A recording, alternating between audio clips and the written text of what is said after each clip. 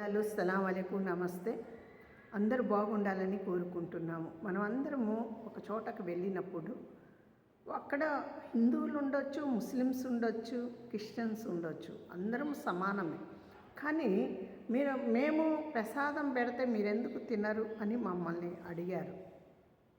అంటే అరే నాయన, ప్రసాదము తింటే ఏమవుతుంది? నా చేతులకు వచ్చాక నా యెహోవాది అయిపోతుంది, నేను తింటాను అని చెప్పాను. అది తప్పు అనేది కాదు కదా. ఆహారము భూమి మీద అందరి కొరకు ఏర్పరచుతుంది. ఆ ఏర్పరిచిన దేవుడు మనకు ఎవరైతే తింటున్నారో, ఎవరు ఏ దేవుడు అభిమానం ఉందో, మనసులో ఏ తండ్రి అయితే ఉంటాడో ఆయన ఆహారమే అది అయిపోతుంది. అందరం కూడా తలలు వంచుకొని ప్రార్థన చేయాలి. అందరూ బాగుండాలని కోరుకోవాలి. అందరూ కూడా నశించిపోకూడదు.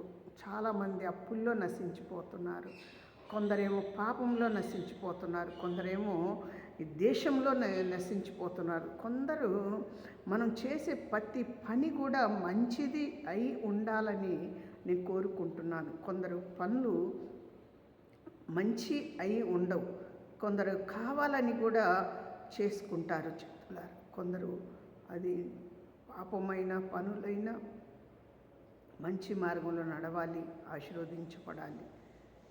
ఏ ఆహారమైన భూమి మీద మనదే, మన చేతులకు వచ్చాక మన తండ్రి దయ ఉంటుంది. మనం ఎక్కడైనా ఆహారము తినండి, ఇబ్బంది ఏం లేదు.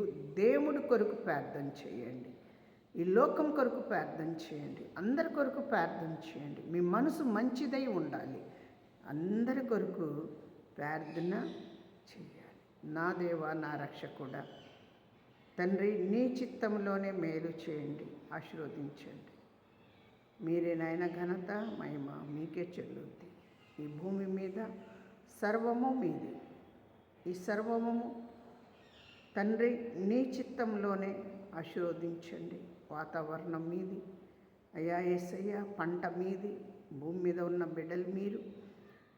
ఈ కలిగేమో సృష్టికి కర్త అయి ఉన్నావు.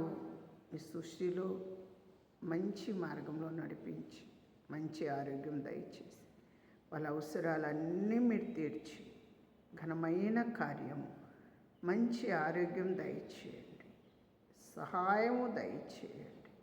యేసు నామములో అడిగి వేడుకుంటున్నాము తండ్రి, ఆమేన్. అందరికీ వందనాలు. యేసు నామములో అందరి కొరకు ప్రార్థన చేస్తున్నాను. మీరు కూడా అందరి కొరకు ప్రార్థన చేయండి. దేవుడు సృష్టి, దేవుడు ధర్మం మనకు కావాలి అని మనం అందరి కొరకు మనం ప్రార్థన చేసుకుందాం.